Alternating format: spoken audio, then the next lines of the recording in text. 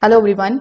If you want to remove the photos from your Aura frame, then this video is going to show you the exact steps in 2026.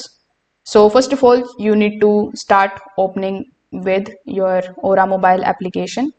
So when you open the Aura application on your phone, you just have to tap on the option of frame section. Now inside the frame sections, you just have to simply go to your photos section. You need to select the photos which you want to remove.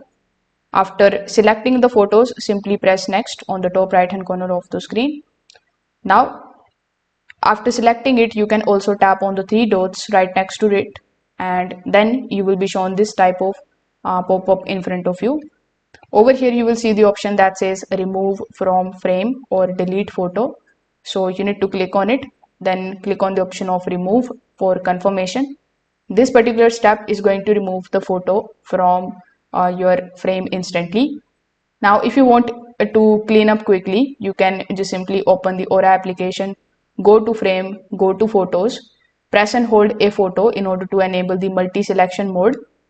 You can select multiple photos over here and then simply select the three dots right next to it and click on the option of remove from frame. So if this video helped you out, make sure that you like this video and subscribe to the channel. Thanks for watching.